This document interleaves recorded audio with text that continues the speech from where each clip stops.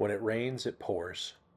You and I may think, uh-oh, something worse is coming after something bad has just happened. But that same phrase is used by Morton Salt to mean something entirely different, something good, that even when it rains, their salt will pour freely instead of clumping up, like salt did back in 1911 when they started using that phrase. Sometimes we can use a phrase and mean something bad or even a word. What comes to your mind when you think of salt? It's looked at negatively in today's culture. However, the Bible uses it in an incredibly positive way, and it's well worth thinking about for just a moment. You are the salt of the earth. Matthew 5:13, Jesus would tell those who would be of his kingdom. What does it mean to be the salt of the earth? Does that mean we're going to raise cholesterol for the rest of the world? I think what it does mean is what salt generally has been used for. Number one, salt flavors. Christians are the spice of the world. We're unlike the world, and we make the world a better place, or at least we should. If we've lost our flavor, the rest of the verse in Matthew 5:13 says we're of no use and we'll be tossed out and trampled underfoot. But when we season the world for God, how much better the world is. We're the spice of life for the world.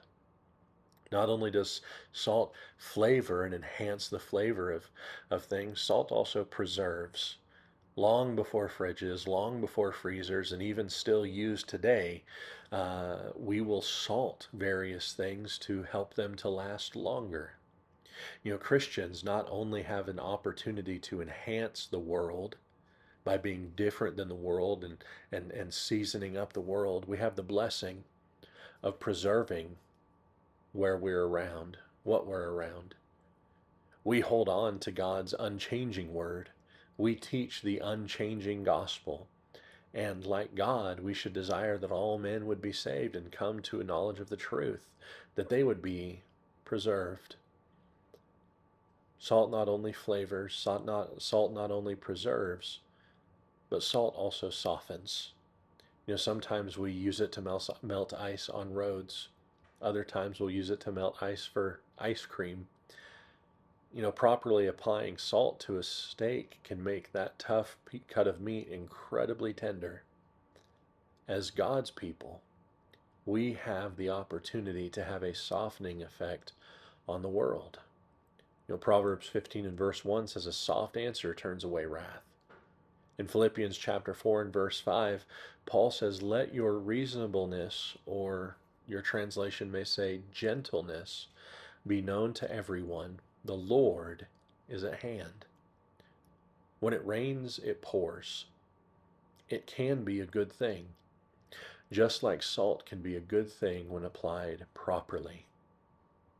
Are we the kind of people that enhances the world, that spices it up in a good way, that preserves, and that softens?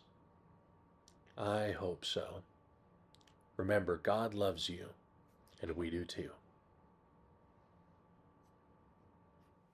If you would like more information, or if you'd like to participate in our Bible studies and worship services, we would love to have you come join us at the Northeast Church of Christ in Albuquerque, New Mexico.